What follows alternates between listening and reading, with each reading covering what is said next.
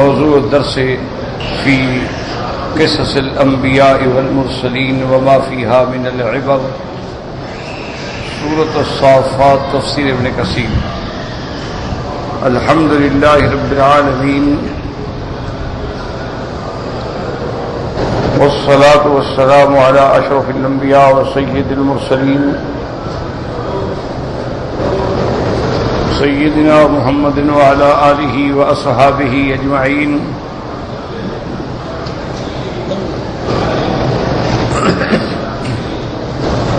اللهم صل على سيدنا محمد وعلى آل سيدنا محمد كما صليت على إبراهيم وعلى آل إبراهيم في العالمين إنك حميد مجيد۔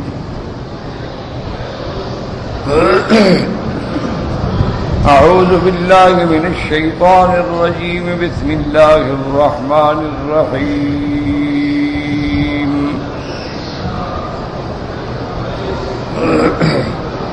وَلَقَدْ نَادَانَا نُوحٌ فَلَنِعْمَ الْمُجِيبُونَ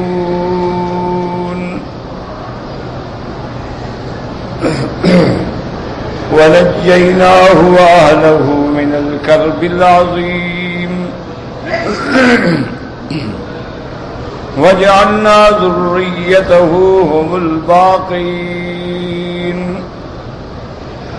وَتَرَكْنَا عَلَيْهِ فِي الْآخِرِينَ سَلَامٌ عَلَى نُوحٍ فِي الْعَالَمِينَ إِنَّا كَذَلِكَ نَجْزِي الْمُحْسِنِينَ إِنَّهُ مِنْ عِبَادِنَا الْمُؤْمِنِينَ ثُمَّ أَغْرَقْنَا الْآخِرِينَ۔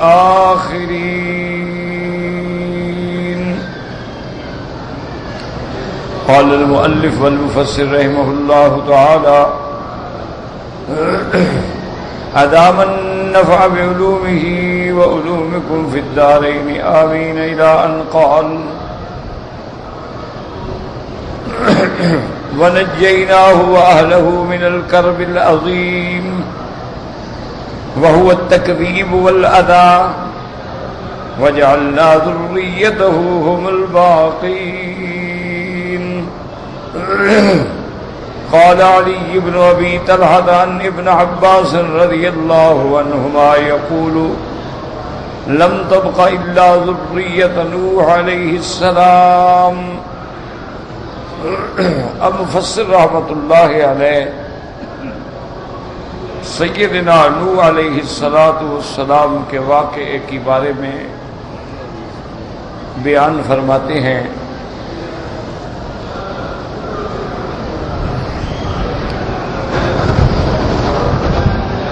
کہ نوح علیہ السلام نے جب اپنے اللہ کو پکارا، اللہ تبارک و تعالی نے حضرت نوح علیہ السلام کی دعا کو قبول فرمایا،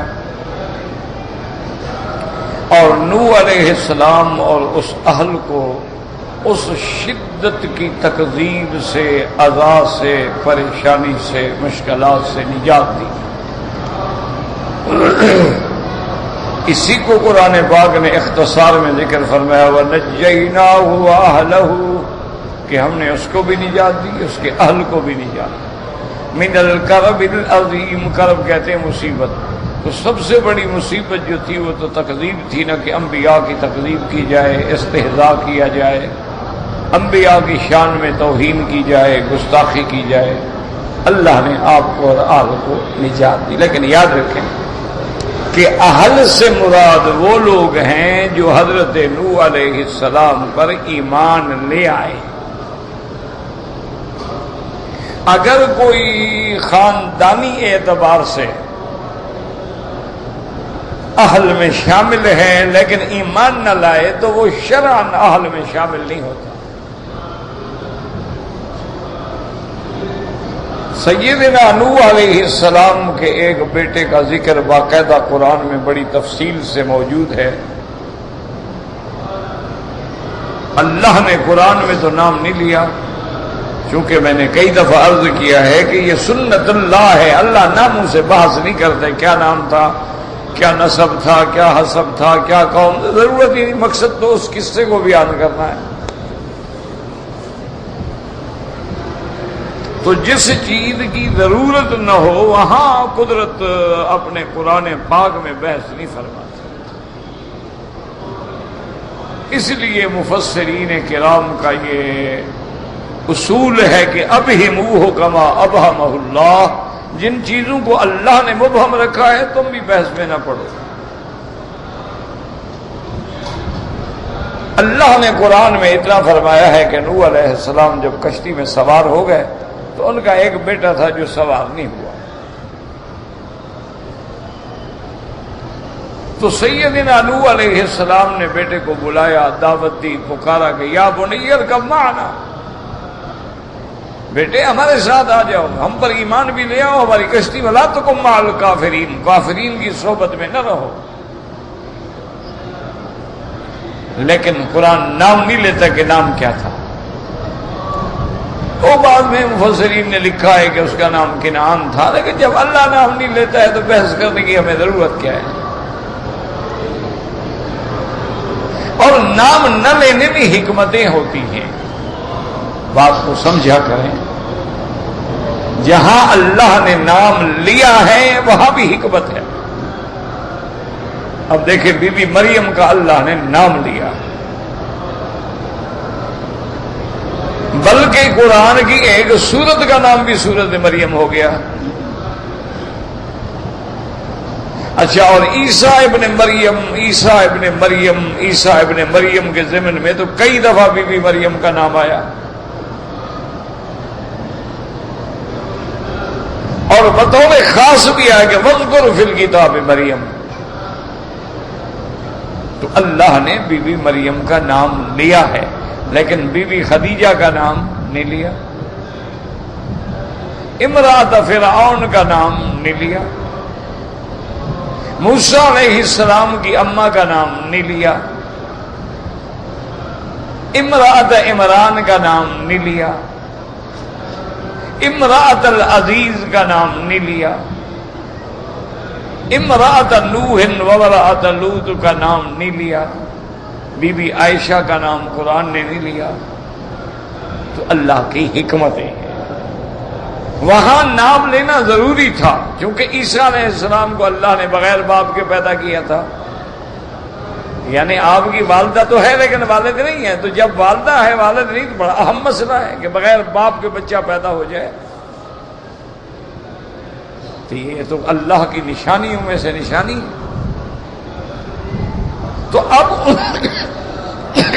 ان کو جب آپ نسبت کریں گے تو کس سے کریں گے؟ ماں سے نسبت کریں گے، باپ تو ہے نہیں نا، تو اس لیے وہاں نام لینا ضروری تھا، تو اللہ نے نام لیا عیسیٰ ابن مریم، مذکور فی الکتاب مریم۔ جہاں بی بی خدیجہ ہے، ازواج النبی ہیں، بنات النبی ہیں، نام نہیں لیا، اشارہ کیا کہ نام پر بھی عورت کے پردہ ہے، جیسے اس کے جسم پہ پردہ ہے، اس کے اسم پہ پردہ ہے، نام پہ بھی پردہ ہے کہ نام نہ لیا جائے اجنبی کے سامنے۔ ہاں مجبوری ہے، جیسے محدثین نے روایات لی ہیں، حدیثیں لی ہیں، مجبور ہیں کہ کیا پتہ لگے گا کہ یہ روایت کس سے ہے، تو مجبور ہے کہ انا عائشہ رضی اللہ تعالی عنہ، کیوں؟ ورنہ تو سند کے اندر یعنی روایت ہوگی لیکن نام نہیں ہوگا۔ تو وہاں بھی وہ مجبوری ہے کہ اسناد کا اتصال جو ہوتا ہے وہ بڑا ضروری ہوتا ہے، کہ سند متصل ہے، مرسل ہے، منقطع ہے، اور روایت جو ہے وہ بالتحدیث ہے، بالاخبار ہے، بالعنعنہ ہے، ورنہ اللہ نام نہیں لیتے ہیں۔ اور کسی جگہ اس لیے بھی نام نہیں لیا کہ اللہ نے پردہ رکھنا تھا، کہ عزیز کی بیوی سے غلطیاں تو بڑی ہوئیں کہ پیغمبر پہ ہاتھ ڈالا، لیکن پیغمبر نے اس کے گھر میں پرورش بھی تو پائی ہے نا، پیغمبر نے اس کے گھر میں رہائش بھی تو رکھی، کھانا بھی تو کھایا، بچپن سے جوانی تک کے مراحل بھی تو ان کے محل میں طے ہوئے، تو ایک پردہ بھی رکھا کہ نام لے کر اس کی پردہ دری کرنے کی کیا ضرورت. اسی لیے سیدنا یوسف علیہ السلام نے بھی نام نہیں لیا. جب والدین آ گئے اور حضرت یوسف سے ملاقات ہو گئی، یوسف علیہ السلام اب مصر کے بادشاہ بن گئے، والدین پہنچ گئے، بھائی پہنچ گئے، سب مل گئے. اب جب اکٹھے بیٹھے تو اس احوال کا ذکر کرنا تھا، بھئی آپ پہ کیا گزری. تو حضرت یوسف علیہ السلام نے عرض کیا کہ ابا جان، یا ابت ھذا تعبیر رؤیایا من قبل، یہ وہ میرا خواب ہے جس کی آج تعبیر آئی ہے. وہ جو میں نے خواب عرض کیا تھا نا، آج وہ خواب سچا ہو گیا. قد جعلھا ربی حقا، اور اللہ نے میرے خواب کو سچا کر دکھلایا. اور اس کے بعد حضرت یوسف علیہ السلام شروع کرتے ہیں کہ اخرجنی من السجن وجاء بکم من البدو، کہ اللہ کا کتنا بڑا کرم ہے، مجھے جیل سے نکالا، آپ کو دیہات سے نکالا، ہمیں ملا بھی دیا. تو اب حالانکہ قصہ یہاں سے تو شروع نہیں ہوتا تھا نا، قصہ تو شروع ہوتا تھا کہ حضرت یوسف علیہ السلام کہتے ابا جان مجھے بھائی لے گئے، مجھے کنویں میں ڈال دیا، مجھے راستے میں مارتے رہے، میرا قمیص بھی اتار کے لے گئے، مجھے پھر جناب دوسرے دن چند کھوٹے دراہم کے عوض میں بیچ بھی دیا، میں غلام بن گیا، میں بکتا. وہاں سے قصہ شروع کرتے، لیکن شان کریم کے خلاف تھا، شان کرم کے خلاف تھا. حضرت یوسف علیہ السلام معافی دے چکے تھے اور بھائیوں کو کہہ چکے تھے کہ لا تثریب علیکم اليوم، آج کے بعد میں تم پر کوئی تانا بھی نہیں دوں گا. تو اگر ابتدا سے قصہ شروع کرتے تو بھائیوں پر تانا تو آتا نا کہ ان بھائیوں نے یہ کیا ہے. صحیح ذکر ہی نہیں کیا، بس ختم ہو گئی بات. اچھا اب آگے ذکر کرتے کہ ابا جان میں تو بڑی مصیبت میں آ گیا، مجھے امراۃ العزیز نے گھر میں رکھا، میں ان کا مملوک تھا، میری جانی تھی، اور پھر اس نے میری عزت و عصمت پہ ہاتھ ڈالا، اللہ نے مجھے بچایا لیکن بے گناہ مجھے جیل میں بھیج دیا. یہ بھی نہیں کہا اخرجنی من السجن، کہ اللہ کا بڑا شکر ہے جب اس نے مجھے جیل سے نکالا. نکالنے سے شروع کیا، بھیجنے سے شروع نہیں کیا کہ جس کے گھر میں کھانا کھاتا رہوں اب اس کو تانا دوں کہ نہا کے جیل میں بھیجا تھا. بس بھیج دیا، غلطی تھی، ہو گئی، معاف کر دی، بات ختم ہو گئی. تو شان ہوتا ہے کریم کا. اس لیے کبھی اللہ پردہ بھی رکھتے ہیں، نام نہیں لیتے کہ امرأۃ لوط کافرہ ہے، لوط کی بیوی کافرہ ہے، لیکن قرآن نام نہیں لیتے. وامرأۃ نوح وامرأۃ لوط كانتا تحت عبدین صالحین فخانتاہما، خیانت کی، نام نہیں لیا بس.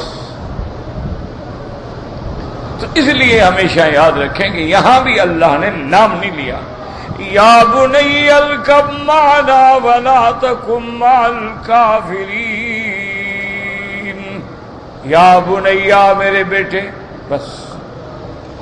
لیکن اللہ تبارک و تعالی نے دعا بھی منظور نہ کی، بیٹا بھی غرق ہو گیا، اور سامنے بیٹا غرق ہوتا ہے، پھر نوح پکارتے ہیں وَنَادَىٰ نُوحٌ رَبَّهُ قَالَ رَبِّ إِنَّ ابْنِي مِنْ أَهْلِي وَإِنَّ وَعْدَكَ الْحَقُّ وَأَنْتَ أَحْكَمُ الْحَاكِمِينَ. حضرت نوح نے پکارا اللہ میرا بیٹا ہے، میرے اہل سے ہے، میرے صلب سے ہے، میری بیوی کے بدن سے ہے، مہربانی کر کے میرے بیٹے کو بچا لیں. اللہ فرماتے ہیں یا نوح انہ لیس من اہلک، اب یہ تیرے اہل سے نہیں. تو اس لیے علماء نے فرمایا اہل تب ہوگا ایمان بھی تو ہو. اس طرح تو ابھی لہب بھی کہہ سکتا ہے میں حضور کا رشتہ دار ہوں، ابھی جہل بھی کہہ سکتا ہے، عتبہ عتیبہ شیبہ ربیعہ عمرو بن العاص سمیت. کیوں؟ قریش کا کون سا خاندان ہے جس میں حضور کا نسب نہیں ہے؟ قریش بہت بڑا قبیلہ ہے، قریش بہت بڑا، اسی لیے قریش کو قریش کہتے ہیں نا. قریش ایک مچھلی ہوتی ہے بڑی، سب کو کھا جاتی ہے. یعنی یہ قبیلہ اتنا بڑا تھا کہ چھوٹے چھوٹے سب قبائل کو نکل گیا، اتنا بڑا قبیلہ ہے. اس میں پھر اس کی شاخیں ہیں، یہ بنو ہاشمی ہیں، یہ مطلبی ہیں، یہ فلان ہیں، یہ بنو وائل ہیں، یہ بنو کلاب ہیں. تو یہ اس کی بطن ہے. آگے قبیلہ تو ایک ہے نا اوپر، تو سب کہہ سکتے تھے، لیکن نہیں، رشتہ تب ہے جب ایمان ہو. ایمان نہیں، رشتہ ختم. اسی لیے مومن کا رشتہ دار مومن ہے. بعضهم اولیاء بعض، انما المؤمنون اخوۃ. مومن کا بھائی ہے، کافر سے کیا رشتہ. اس لیے یاد رکھیں وَنَجَّيْنَاهُ وَأَهْلَهُ، اہل سے وہ مراد ہیں جو نوح پر ایمان لے آئے. جو ایمان نہیں لے آئے ان کو نجات نہیں ملی. وَنَجَّيْنَاهُ وَأَهْلَهُ مِنَ الْكَرْبِ الْعَظِيمِ وَجَعَلْنَا ذُرِّيَّتَهُ هُمُ الْبَاقِينَ. اب یاد رکھیں اس میں علماء نے بڑی بڑی قصے ذکر کیے ہیں کہ طوفان نوح جو ہے یہ ساری دنیا میں آیا یا صرف جزیرہ عرب میں آیا ہے.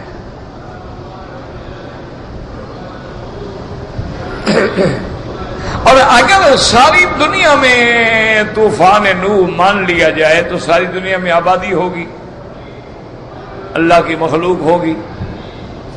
تو ان کے پاس پھر ڈرانے والا نبی کون گیا؟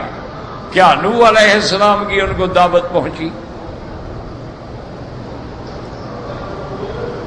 یا نوح علیہ السلام کی ان کو دعوت نہیں پہنچی؟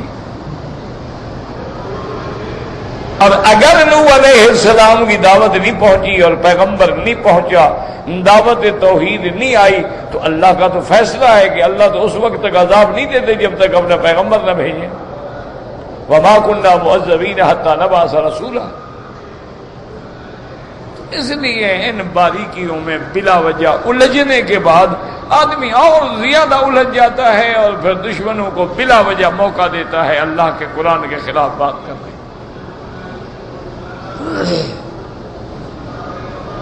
اپنے آپ کو اسی دائرے میں محدود رکھیں جس میں ہمیں قرآن رکھنا چاہتا ہے.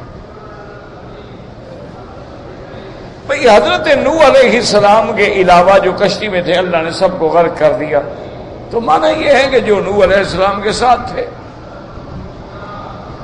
اب ہم بلا وجہ اب سوچیں کہ اس وقت جناب بڑا بڑا تاریخ میں آتا ہے کہ ہندوستان میں بھی وہ طوفان پہنچا ہے اور وہاں بھی کچھ لوگ جو دفن ہیں وہ نوح علیہ السلام کی اولاد، ویسے تو سارے نوح علیہ السلام کی اولاد ہیں، لیکن بطور خاص وہ کہتے ہیں جبل ہمالیہ جو ہے یہی جبل جودی ہے. یہ قصے کہانیاں ہیں، اس کا قرآن سے کوئی تعلق. اور نہ قرآن ہمیں ان وادیوں میں بھٹکانا چاہتا ہے. قرآن تو ہمیں عبرت دلانا چاہتا ہے کہ نوح علیہ السلام نے دعوت دی، قوم نہ مانی، اللہ کا عذاب آیا، اللہ نے نوح اور نوح کے ساتھ والوں کو بچا لیا اور جنہوں نے نہیں مانا تھا ان کو غرق کر دیا. بس ہم نے اس سے عبرت پکڑی. اب بلا وجہ تفاصیل میں جائیں گے، الجھیں گے تو پھر بات سے بات نکلے گی. اور آپ کو پتہ ہے جس دور میں ہم گزر رہے ہیں یہ تو دور فتن ہے، فتنوں کا دور ہے. ایسے ایسے فتنے ہیں کہ آج قرآن کے ایک ایک لفظ پہ بحث ہو رہی ہے اور مسلمان کر رہے ہیں. کافروں کو تو چھوڑو، وہ بھی کافر ہیں، چلو وہ تو نہیں مانتے. مسلمانوں میں یہ بحثیں جاری ہیں کہ والسارق والسارقۃ فاقطعوا ایدیہما. کہتے ہیں قرآن نے کہا ہے کہ چور اور مرد ہو یا عورت اس کا ہاتھ کاٹا جائے. وہ کہتے ہیں جی ہاتھ جو کاٹا جائے تو ہاتھ سے کیا مراد ہے؟ انگلیوں کو بھی قرآن نے ہاتھ کہا ہے اور رسغ تک جو ہے اس کو بھی قرآن نے ہاتھ کہا ہے. فاغسلوا ایدیکم الی المرافق، یہاں تک جو ہے اس کو بھی قرآن نے ہاتھ کہا ہے. اور حضرت ابی ہریرہ جب وضو فرماتے تھے تو یہاں تک وضو فرماتے تھے کہ تاکہ قیامت میں میرا زیادہ سے زیادہ حصہ روشن ہونا چاہیے. تو کہتے ہیں جناب ہاتھ کہاں سے کاٹیں؟ ادھر سے کاٹیں، ادھر سے کاٹیں، ادھر سے کاٹیں، ادھر سے کاٹیں. یہ تو قرآن نے مسئلہ حل ہی نہیں کیا، لہذا ہاتھ ہی نہ کاٹو. یہ مسلمان بحث کر رہے ہیں.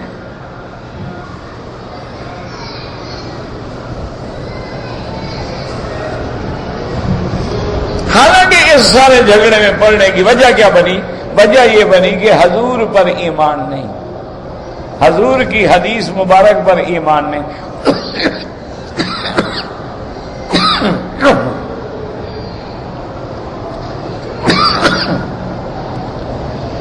قوم کو گمراہ کرنے کے لیے ایک نعرہ دیا ہے کہ جو قرآن میں ہے جی بس ہم وہ مانتے ہیں. اور جی اللہ نے قرآن اتارا ہے نا، اللہ نے حدیث تو نہیں اتاری. اور اللہ نے قرآن کے محفوظ رہنے کا فرمان جاری فرمایا ہے، حدیث کے محفوظ رکھنے کا حکم تو جاری نہیں کیا.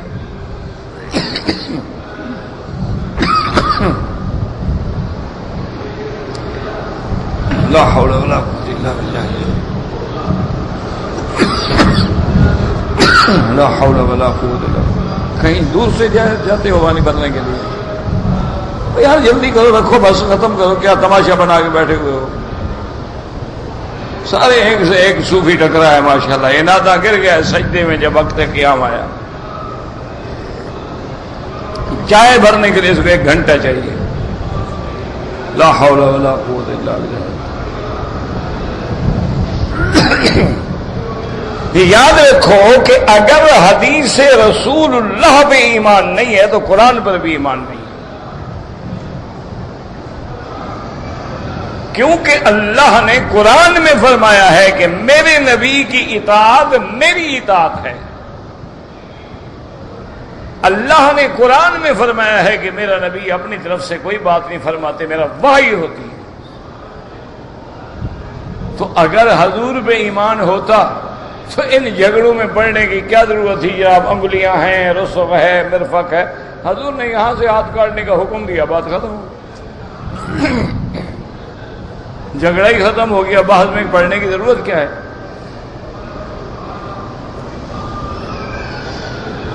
اب ایک نئی بحث انہوں نے چھیڑ دی. انہوں نے کہا کہ جناب ہاتھ کٹ گیا، سزا تو ہو گئی نا. سزا ہے چور کا ہاتھ کاٹا جائے.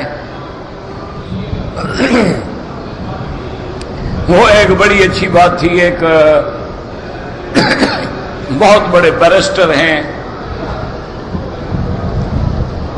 عالمی عدالتوں میں پیش ہونے والے ہیں. اس نے ایک دفعہ بڑا اچھا جملہ کہا. اس نے کہا مکی صاحب، آپ لوگوں کے ملک جو ہے نا، ہم پاکستان ہے، ہندوستان ہے، بنگلہ دیش، انہوں نے کہا کہ وہاں فیصلے ہوتے ہیں، انصاف نہیں ہوتا.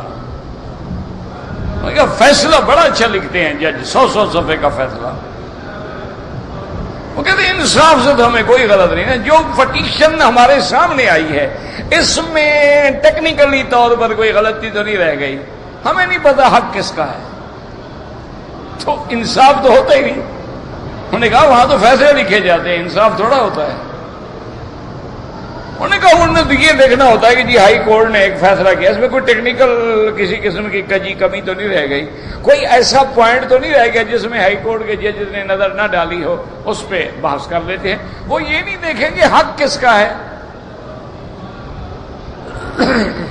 فیصلہ اسلام کہتے ہیں نہیں، انصاف ہو. اعدلوا هو اقرب للتقوى ان اللہ یامرکم بالعدل.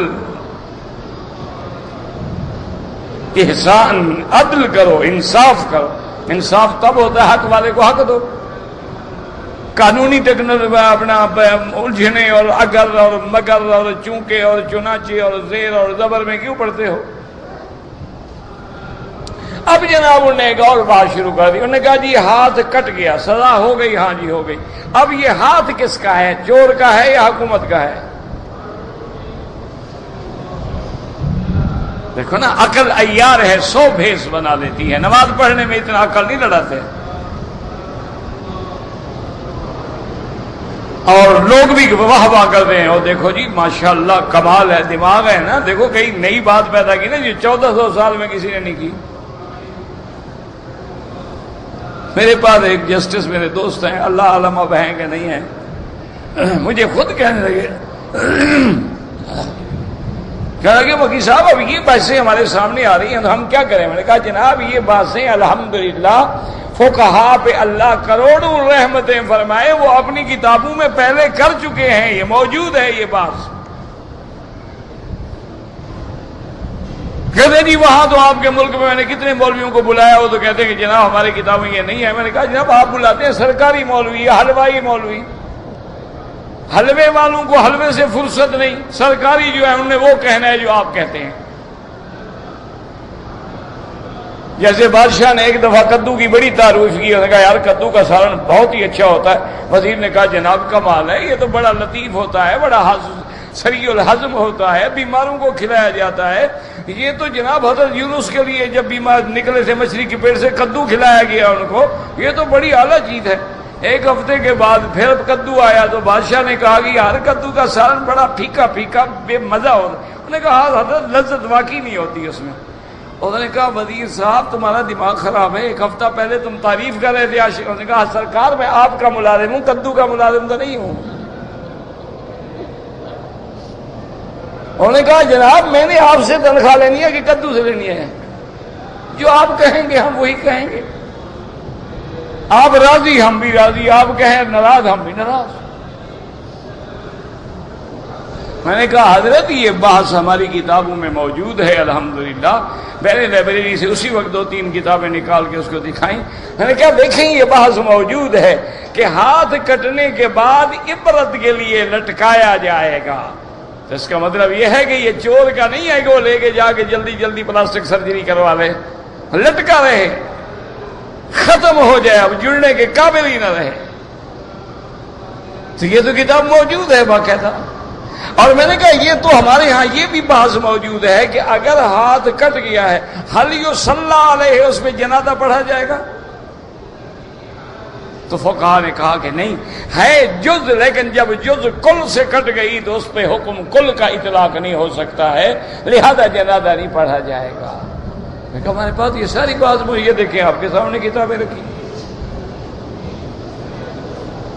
تو کہنے کا مقصد یہ تھا کہ ہمارے ہاں بحثی ہے اور قانونی منہ شگافیاں ہیں، اور ایسا انگریز نے ہمیں ایسی پٹڑی پہ کھڑا کیا ہے، ملک اسلام کا ہے، سننے والے مسلمان ہیں اور بات کرنے والے مسلمان ہیں، لیکن پٹیشن ہے اور اس پہ جو آرگومنٹ ہونے ہیں وہ سب انگریزی زبان میں ہوں گے، یعنی زبان انگریز کی ہو۔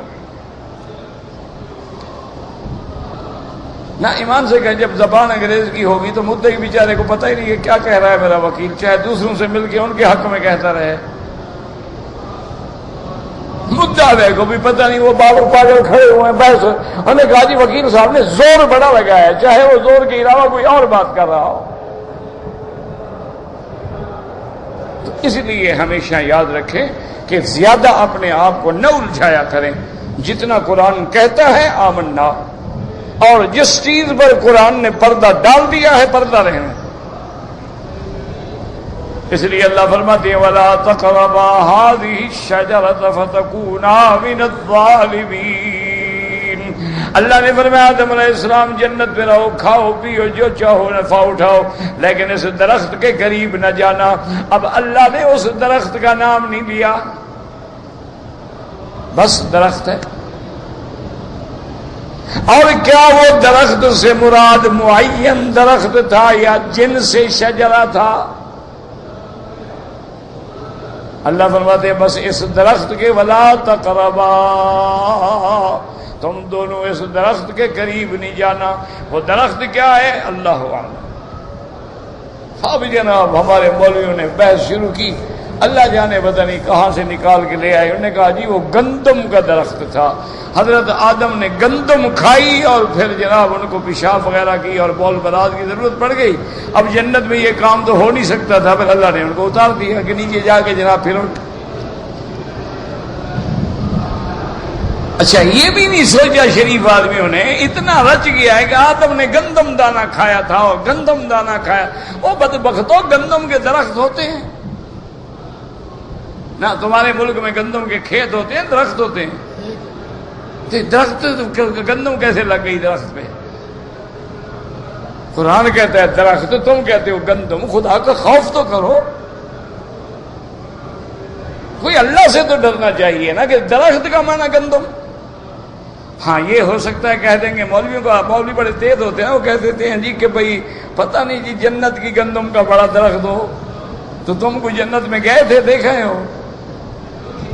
بس قرآن کہتا ہے درخت، بس درخت کہا تھا کیا نہیں تھا اللہ عالم۔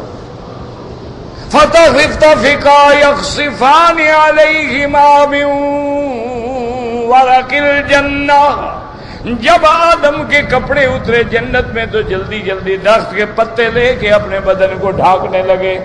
اب وہ درخت کون سا تھا اللہ عالم۔ اب کسی نے کہا کیلے کا درخت تھا، کسی نے کہا انجیر کا درخت تھا، کسی نے کیوں اس کے پتے بڑے دیکھے نا، کسی نے وہ بنا دیا، کسی نے وہ بنا دیا۔ جب قرآن نام نہیں لیتا ہے تم کیوں اپنے آپ کو اس میں ڈالتے ہو؟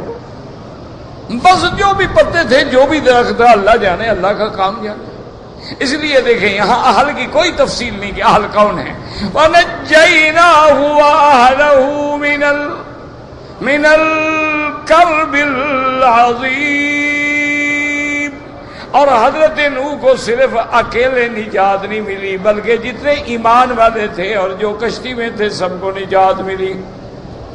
اس لیے دوسری جگہ ومن معہ، جو آپ کے ساتھ تھے۔ تو اب سمجھ آیا کہ اگر کوئی سید ہو کر اللہ کے دین کا منکر ہے تو سید کہلانے سے کوئی فائدہ نہیں ہوگا۔ کوئی قریشی ہو کر محمد مدنی کی سنت کا منکر ہے تو قریش کہلا کے فائدہ نہیں ہوگا۔ کوئی گیلانی بن جائے، قریشی بن جائے، کوئی حسنی بن جائے، حسینی بن جائے، کوئی فائدہ نہیں۔ فائدہ تب ہوگا جب وہ محمد مدنی صلی اللہ علیہ وسلم کا غلام بنے گا۔ اس لیے فرمایا وَنَجَّيْنَاهُ وَأَهْلَهُ مِنَ الْكَرْبِ الْعَظِيمِ۔ اب اللہ فرماتے ہیں کہ ہم نے حضرت نوح کی ذریت کو باقی رکھا قیامت تک۔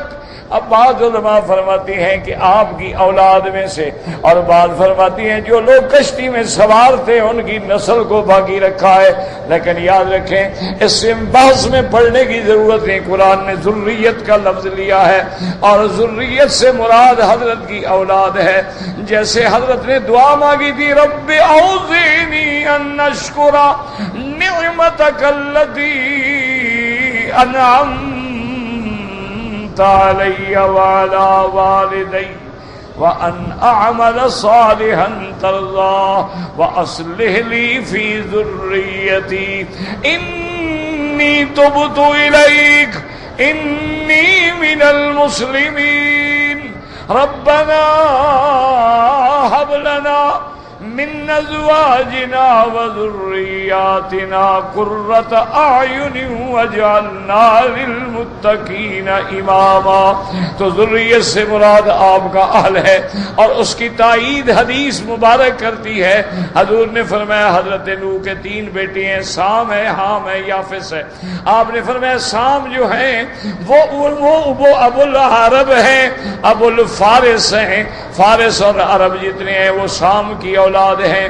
اور آپ نے فرمایا اس کے بعد جتنی افریقن قبائل ہیں یہ حام کی اولاد ہیں، اور جتنے ترک ہیں، منگول ہیں، تاتار ہیں، یاجوج ہیں، ماجوج ہیں، یہ سارے یافس کی اولاد ہیں۔ تو جب حدیث میں تفسیر آ گئی تو ادھر ادھر جانے کی ضرورت ہی باقی نہیں رہتی۔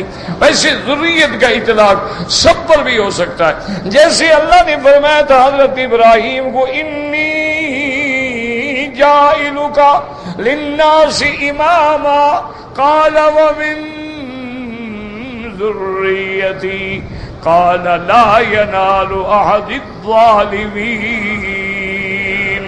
اللہ نے فرمایا ابراہیم ہم نے آپ کو مقام امامت دیا ہے، مقام نبوت دیا ہے، آپ کو ابو الانبیاء بنایا ہے۔ اب آپ کی نسل میں نبوت ہوگی۔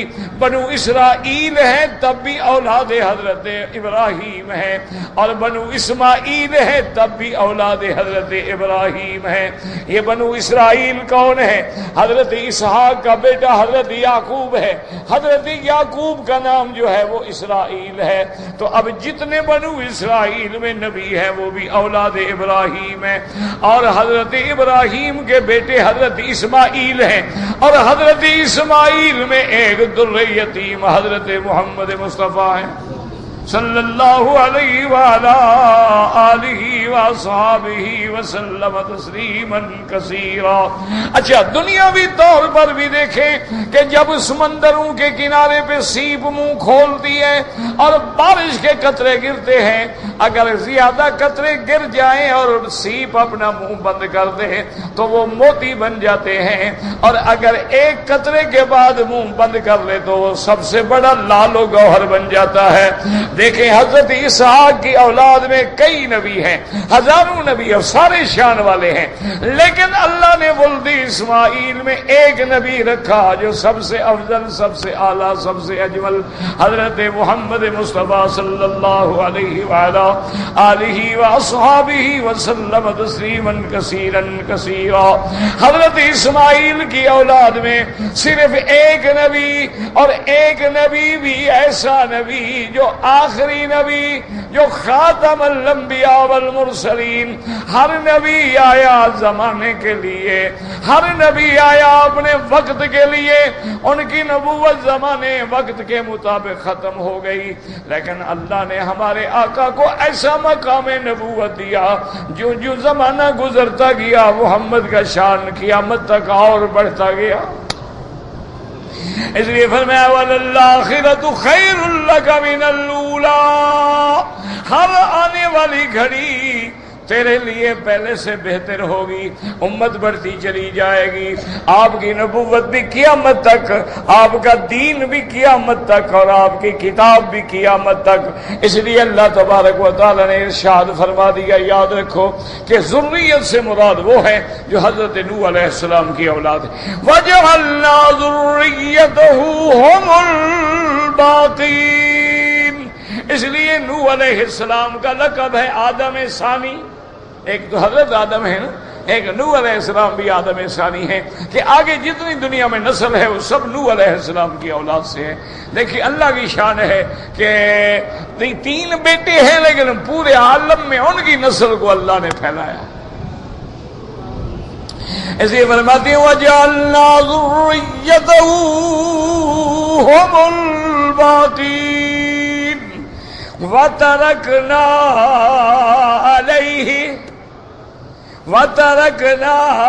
عَلَيْهِ فِي الْآخِرِينَ، اور اللہ نے فرمایا نو تیرے ذکر کو ہم نے آخرین میں بھی زندہ چھوڑا ہے، کہ تیرا ذکر ہمیشہ ہو رہا ہے اور ہر مسلک و ملت تیرا ذکر کر رہا ہے۔ حتیٰ کہ علماء نے لکھا یہود و نصارہ بھی حضرت نوح کو مانتے ہیں۔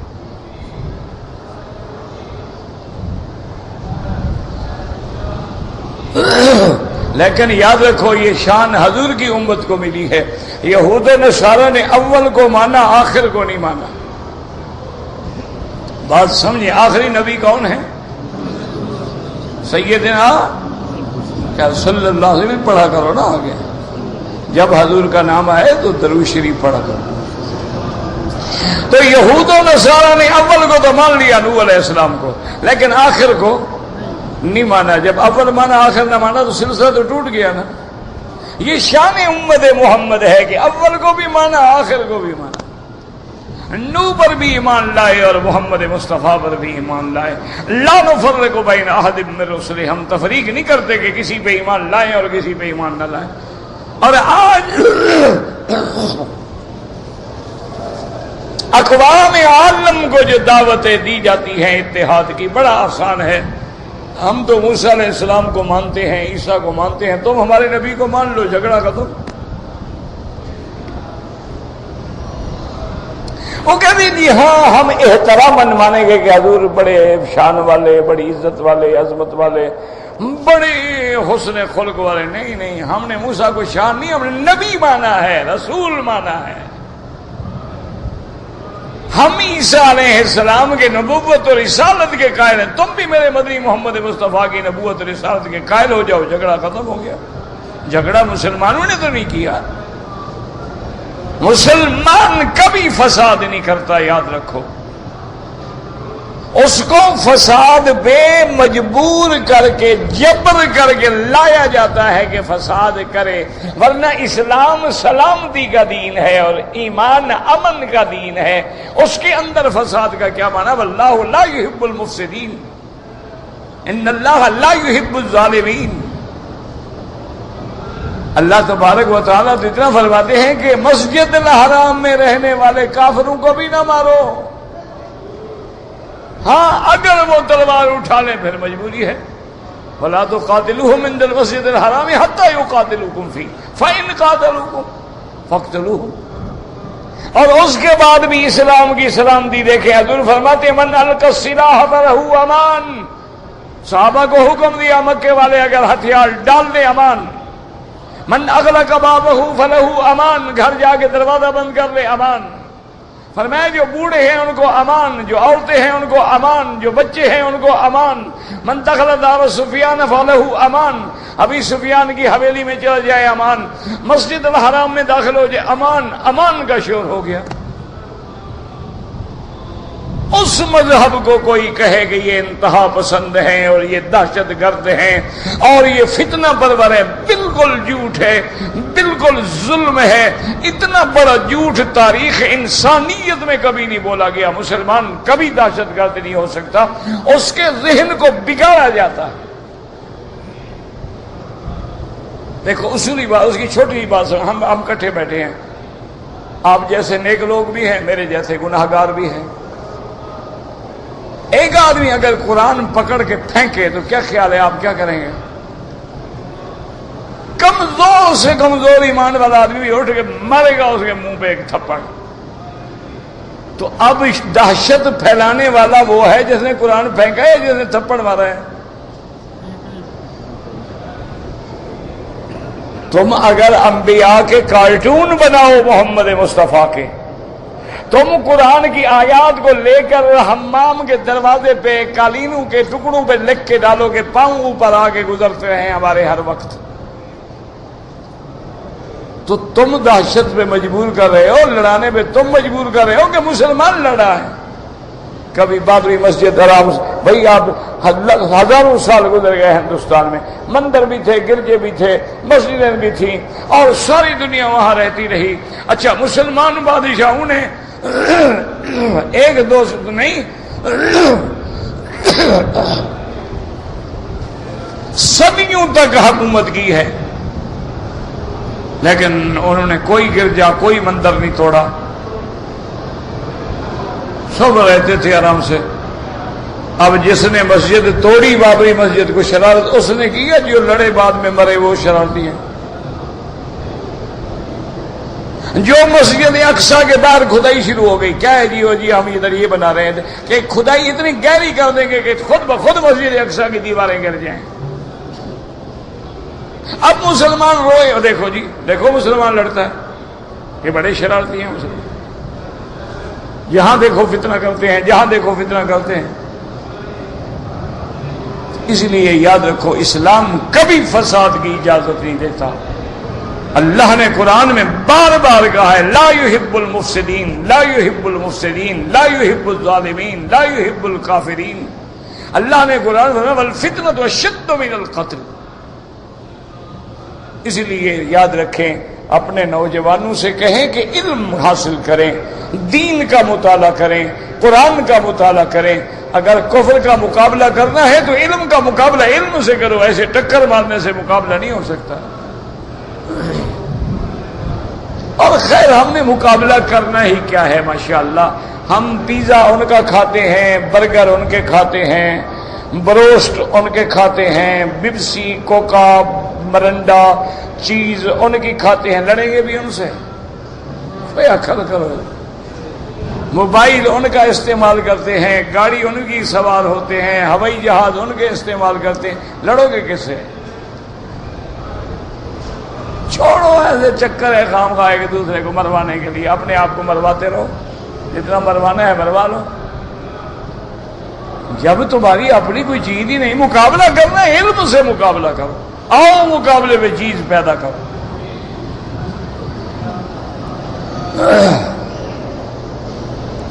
اس لیے قرآن کہتے ہیں کہ ہم نے قیامت تک سلام سلام علی نوح فی العالمین, یہ اللہ تعالی کی طرف سے سلام ہے. اور جب خود سلام سلام کہے تو اس سلام کا کیا قیمت ہوگی.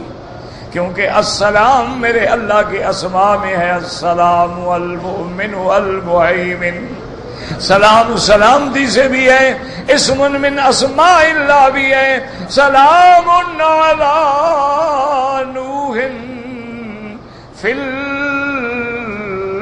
العالمین، اور آگے حرف جار ہے، حرف فی ہے کہ عالمین انس و جن میں ہم نے نوح پہ سلام بھیجنا جو ہے سرایت کر دیا ہے، جیسے خون سرایت کرتا ہے اسی طرح سب میرے نوح علیہ السلام پہ سلام بھیجتے ہیں۔ اور یہ مقام کیوں دیا؟ فرمایا انا کذالک نجزی محسنین، ہم یہ سلام، ہم یہ عظمت، ہم یہ بدلہ کیوں دیتی ہیں؟ ہر محسن عمل صالح کرنے والے کو، احسان پہ چلنے والوں کو اسی طرح ہم بدلہ دیتے ہیں۔ اور میرا نوح انہو من عبادنا المؤمنین، سب مومن ہو لیکن جس کے ایمان کا اللہ گواہی دے، فرمایا انہو من عبادنا المؤمنین، حضرت نوح میرے ایمان والے بندوں میں سے ہے۔ اور میرا اللہ کیا شان ہے میرے مدنی کے صحابہ کی، یہاں جو پیغمبر کے لیے آپ نے گواہی دی ہے، وہاں اللہ فرماتے ہیں محمد مصطفیٰ تیرے صحابہ کا بھی میں گواہ ہوں، اولئک هم المؤمنون حقا، یہ پکے مومن ہیں، صحیح ایمان والے اگر ہیں تو اصحاب محمد مصطفیٰ ہیں۔ اس لیے فرماتے ہیں ثم اغرقنا الآخرین، اور اس کے بعد جتنے باقی تھے، جتنے منکرین تھے، مکذبین تھے، مستہزئین تھے، ان سب کو ہم نے غرق کر دیا۔ اللہ تبارک و تعالی نے ان کو طوفان نوح میں غرق کر دیا۔ اور خدا کی شان دیکھیں، طوفان اس کے حکم سے آیا، اور جب سب دشمن غرق ہو گئے، نوح علیہ السلام کی کشتی جودی پہ لگ گئی، اللہ نے دریاؤں کو بھی حکم دیا، زمینوں کو بھی حکم دیا، آسمانوں کو بھی حکم دیا، یا ارض ابلعی ماءک ویا سماء اقلعی، اللہ نے حکم دیا آسمان بس برسنا بند کر دو، زمین پانی اب نکل جاؤ نیچے،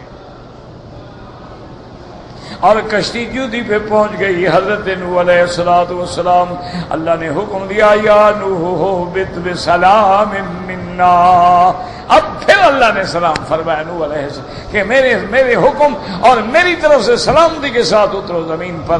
اللہ پاک ہمیں بھی سلامتی نصیب فرما دے، ظاہری باطنی بیماریوں سے بچا لے۔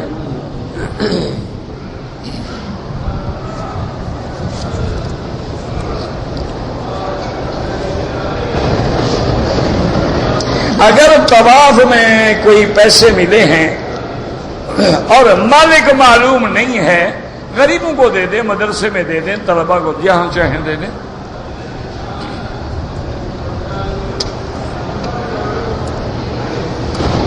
اور تم خود غریب مسکین ہو تو پھر خود بھی کھا لو۔ وہ ایک آدمی پہ کفارہ آ گیا نا، حضور صلی اللہ علیہ وسلم صحابی سے کہا کہ بھئی ایک غلام آزاد کرو، اس نے کہا یا رسول اللہ غلام کہاں سے غلام آزاد کرو، میرے پاس کوئی پیسہ ہے؟ آپ نے فرمایا اچھا ایسا کرو کہ تم روزے رکھ لو 2 مہینے کے۔ انہوں نے کہا یا رسول اللہ میں 1 مہینے کے نہیں رکھ سکا، 2 کے کیسے رکھوں گا؟ یہ غلطی جو کل بیٹھا روزے میں تو کی ہے نا،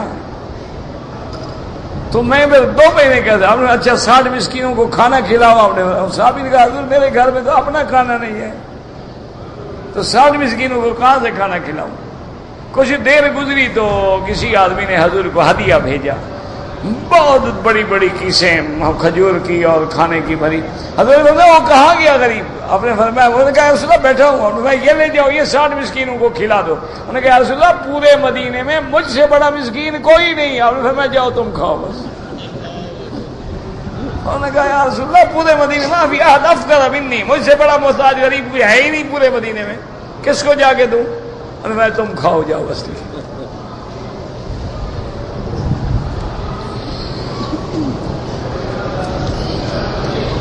والدین کے لیے عمرہ کرتے ہو بالکل کریں، ضرور کریں۔ بہرحال یہ یاد رکھو کہ مکے میں رہتے ہوئے طواف جو ہے یہ افضل عبادت ہے نافلہ، حتیٰ کہ مسجد عائشہ کے عمرے سے بھی افضل ہے، لیکن معنی یہ ہے کہ جتنا وقت عمرے میں لگاتے اتنا طواف میں لگاؤ۔ مثلا عمرہ ہوتا ہے 3 گھنٹے میں، 3 گھنٹے طواف کرتے ہو، یہ افضل ہے۔ طواف افضل کیونکہ طواف جو ہے منسوس ہے، جس میں اختلاف ہی کوئی نہیں۔ مسجد عائشہ اور جیرانہ کے عمرے میں ائمہ اختلاف ہے، امام شافعی امام ابو حنیفہ کے نزدیک جائز ہے، اور امام احمد حنبل فرماتے ہیں کوئی ضرورت ہو تو کرے ورنہ نہ کرے، تو وہ تو مسئلہ مختلف فی ہے۔ لیکن طواف لیطوفوا بالبیت العتیق یہ تو اللہ کا حکم ہے۔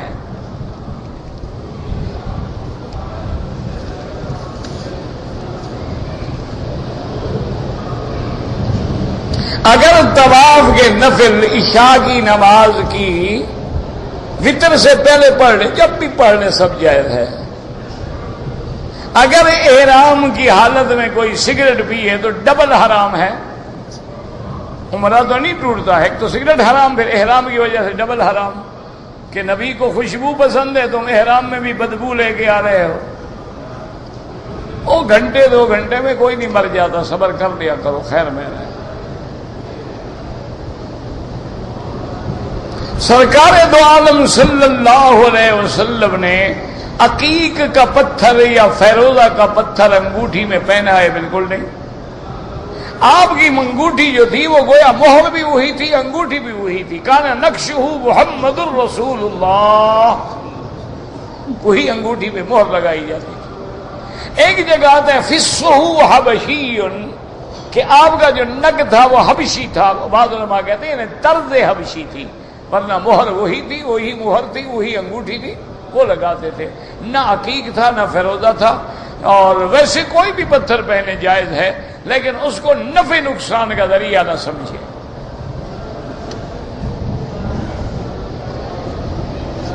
اگر دوران طواف جنازہ آ جائے بالکل پڑھیں، سلام پھیر کے پھر شروع کر دیں طواف۔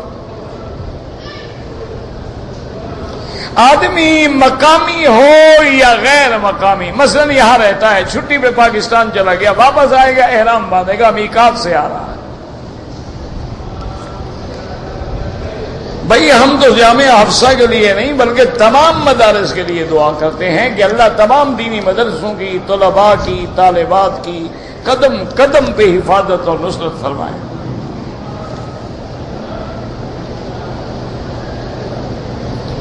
فجر اور عصر کے بعد طواف کی نفل حنفی حضرات نہ پڑھیں، باقی کے نزدیک جائز ہے۔ اصل مسئلہ یاد رکھو، جو پڑھے اس سے جھگڑو نہیں، جو نہ پڑھے اس کے گلے میں رسی نہ ڈالو۔ ان کے پاس بھی حدیث ہے، ان کے پاس بھی حدیث ہے۔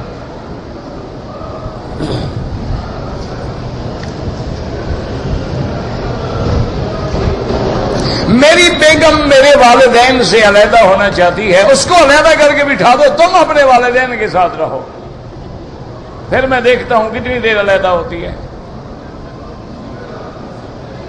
اس کو الگ مکان دے کے دے دو، کہو یہ الگ مکان میں رہو، میں ایک رات آیا کروں گا کسی وقت جب بھی مجھے ٹائم ملے گا، باقی میں اپنے والدین کی خدمت کروں گا۔ پھر رہتی ہے، رہنے دو اس کو، مرنے دو اس کو۔ تم والدین کو چھوڑ کے بیوی کے وفادار بنتے ہو، تمہیں بھی اولاد انشاءاللہ جنگل میں چھوڑے گی، فکر نہ کرو، لکھ کے ڈیری پہ رکھ لو۔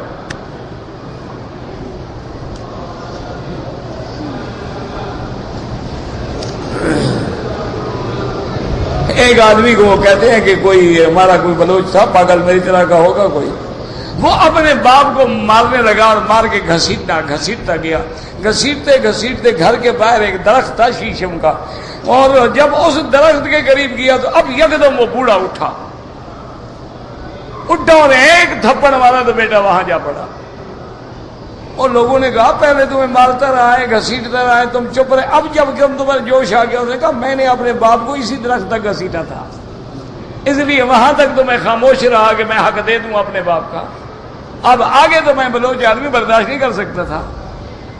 تو جو کرو گے میرا بھائی فکر نہ کرو، تم بیگم کو خوش کرو، والدین کی وجہ سے جہنم ملے کچھ ملے کیا فکر ہے۔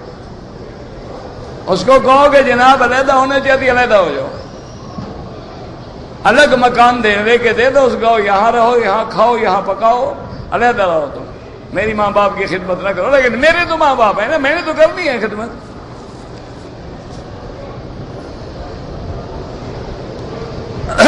فجر کی نماز میں سجدہ تلاوت آ گیا، بعض لوگ سجدے میں نہیں گئے لیکن رکوع میں چلے گئے، ان کی بھی نماز ہو گئی۔ جو رکوع میں بھی نہیں گیا، سجدے میں بھی نہیں گیا، وہ دوبارہ نماز پڑھے۔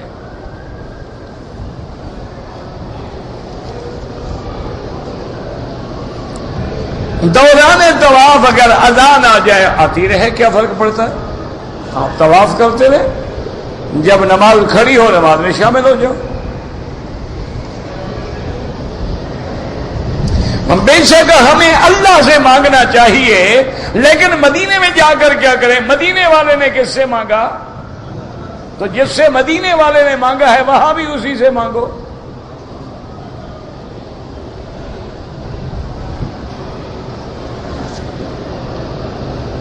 خانہ کعبہ کی طرف پاؤں نہ کرنا چاہیے۔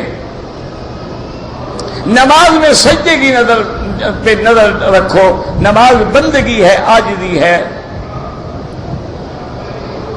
اگر ایک آدمی نے عمرے کا طواف کیا ہے لیکن کندھا ننگا نہیں کیا، کوئی حرج نہیں، ثواب نہیں ملا، جرمانہ کوئی نہیں۔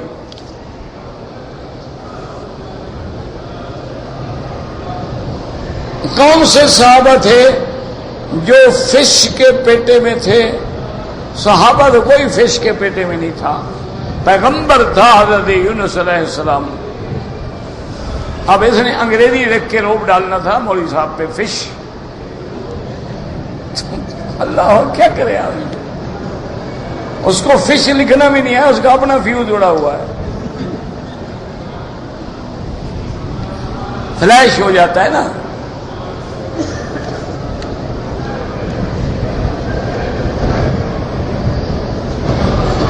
کہتے نہیں کہ ریڑیاں الگ کر دیں، ریڑیوں کے لیے بھی جگہ بن رہی ہے، وہ بڑے تم سے زیادہ فکر میں ہیں، لیکن ریڑی چلانے والوں کا فرض ہے کہ باہر باہر چلیں، لوگوں کو زخمی نہ کریں۔ ویسے انتظام ہو رہا ہے، باقاعدہ ریڑیاں الگ ہوں گی، چلنے والے الگ ہوں گے، سب انتظام ہو رہا ہے۔ اگر ہم نفل پڑھیں، عورت آگے سے گزر جائے، کچھ بھی نہیں ہوتا۔ بہرحال نماز فرض پڑھ رہے ہیں، عورت بھی فرض پڑھے، اب مرد کے آگے نہ ہو، آپ اپنی نماز پڑھ رہے ہیں، گزر گئی تو گزر گئی۔ عورت بار بار طواف کرے، جتنی مرضی آئے، نفلی عبادت ہے۔ میں نے بینک سے لون لیا تھا، بینک نے لون پر منافع لگایا، کوئی منافع نہیں، سود ہے، جان چھڑاؤ، توبہ کرو آئندہ لینے سے۔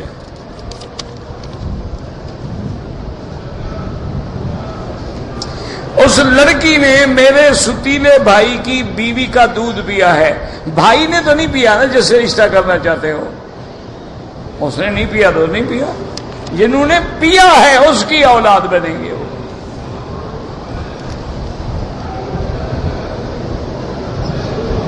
کہتے جی کہ ابلیس یا شیطان کیوں نہیں غرق کیا گیا؟ پھر تم کام کیسے کرتے گندے؟ تمہارے امتحان کے لیے نا، کہ قیامت تک امتحان بھی تو رہے نا۔ اب کوئی کہے جی رات کیوں ہوتی ہے، دن نہیں رہے، یہ کوئی بات ہے؟ دن بھی ہوگا، رات بھی ہوگی، ابلیس بھی رہے گا، تاکہ اللہ ہمارا امتحان لیتے رہیں کہ ہم ابلیس کا کہنا مانتے ہیں کہ محمد مصطفیٰ کا کہنا مانتے ہیں۔ خانہ کعبہ کو چومنا جائز نہیں ہے، ما سوا حجر اسود کے، زبردستی حجر اسود کو چومیں، بہرحال کسی کو دھکا نہ دیا کریں اور تکلیف نہ پہنچایا کریں، کوشش کریں کہ آرام سے موقع ملے۔ لیکن باہر صورت یہ صحابہ کے زمانے میں بھی ہو جاتا تھا، بعض صحابہ کہتے ہیں ہمارے کپڑے پھٹ جاتے تھے۔ ربنا تقبل منا انک انت السمیع العلیم وتب علینا انک انت التواب الرحیم۔ اللهم فرج هم المهمومين، نفس كرب المكروبين، وقض الدين عن المدينين، واشفنا واشف مرضانا ومرضى المسلمين۔ اللهم اجعل لنا وللمسلمين من كل هم فرجا، ومن كل ضيق مخرجا، ومن كل بلاء عافيا۔ صلی اللہ تعالی علی خیر خلقہ سیدنا محمد وعلی آلہ وصحبہ اجمعین۔